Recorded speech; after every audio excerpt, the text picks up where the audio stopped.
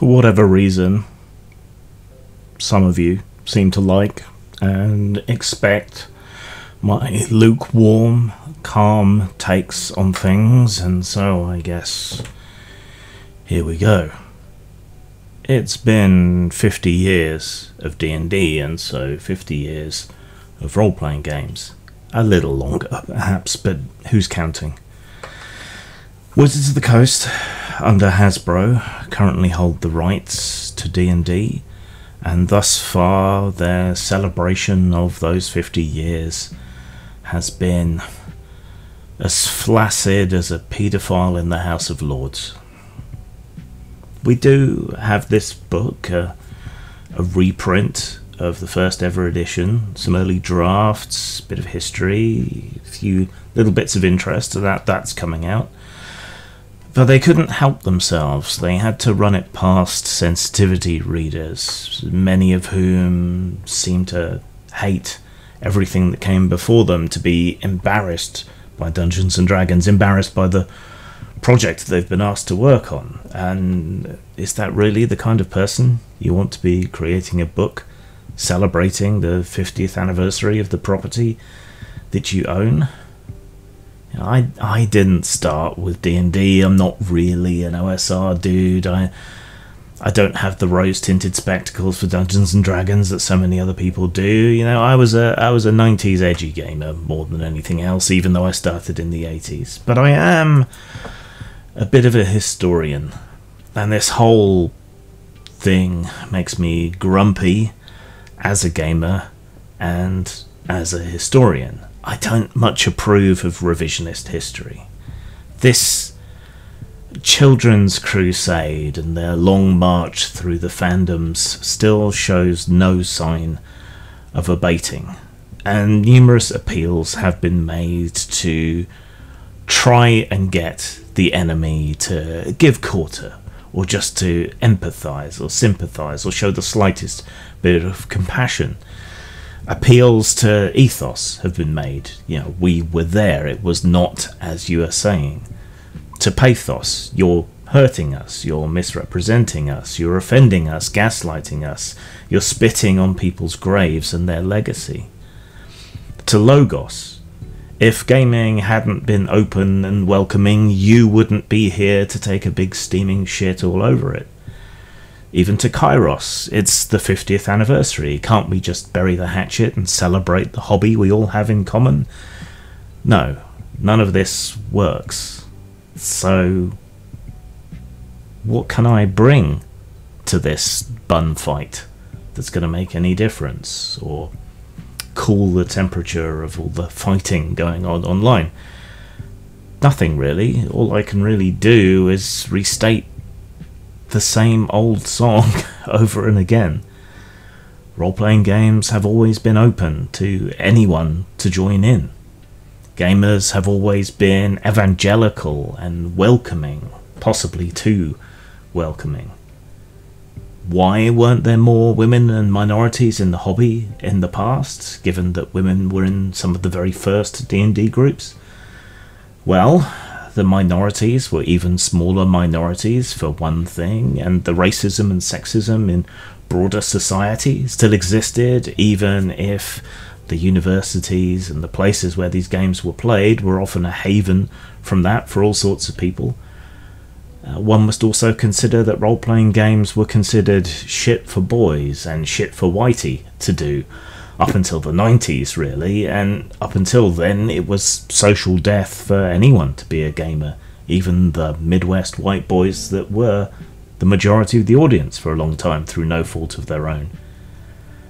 This may be hard for you to understand, but people didn't want to join in. They didn't find it appealing, or they were worried about the social death that might be incurred upon them.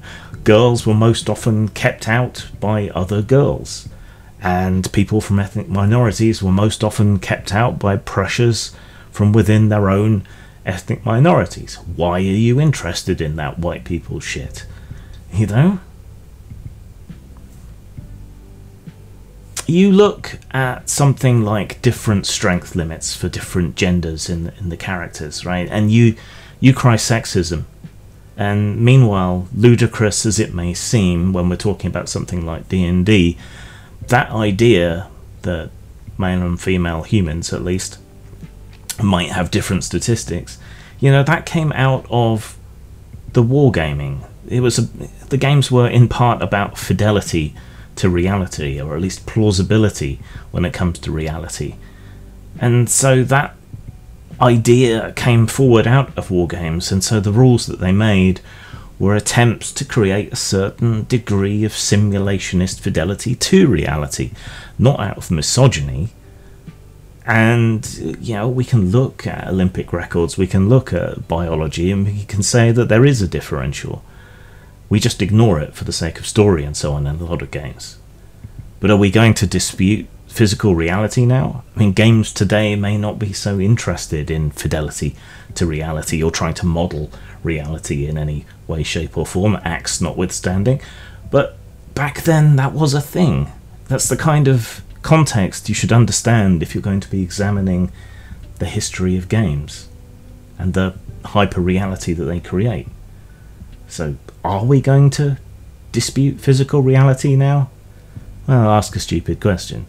Ask several stupid questions, I suppose. Why must it be that your offence is pandered to and taken seriously, and the offence you're causing must be ignored? That doesn't seem fair or equitable, does it? Aren't you against gaslighting? Then why are you gaslighting people who were there at the dawn of the hobby, rewriting history for people who are, after all, still alive, and were there and no different, and are being ignored? More to the point, why are the custodians of that hobby, of its history, setting fire to it to appease some loud, annoying people on Twitter? If you pay someone to find a problem, they will find a problem because it's their job. That's how they put food on the table. That's true whether it's outrage farmers on YouTube calling everything woke or problematic, to be fair. And it's twice as true for sensitivity readers, but they have that kind of thin veneer of professionalism, I suppose, about them. So how can you entrust this stuff to people whose wage depends on them finding or making up a problem that isn't necessarily there, particularly if you consider the thing in context, which any historian or anthropologist should be doing? At the end of the day, we all welcomed you in, and like a terrible house guest, you clogged the toilet and you wiped your dick on the curtains. So why are you so surprised that the people who invited you in are upset at you and might quite like you to leave now, You've outstayed your welcome, perhaps. Is there any way out of this quagmire that consumes and enshittifies everything it touches? Only, perhaps, if our opposition, if you can call it that, can relearn the very tolerance that they're preaching, and that not everything has to be for everyone, and that you can leave people alone to enjoy the things that they enjoy without fucking it up. Then maybe we could have some sort of peace and just enjoy our stuff. I wish I had better advice or something more hopeful to say, but I just don't. This is all a wasted opportunity for some healing and unity, and there's no sign from our screeching mob or their counterparts, the grumbling grognards. There's no indication that there's any appetite for any sort of armistice between the two sides. And soon enough, the true old guard will be dead. It will be friends of friends and sons of sons left to carry whatever remains of the torch, and the problematized past will be all that remains, and the real history and our opportunity to record it will be gone, forgotten. And that'll be that. We will diminish and go into the West and remain gamers.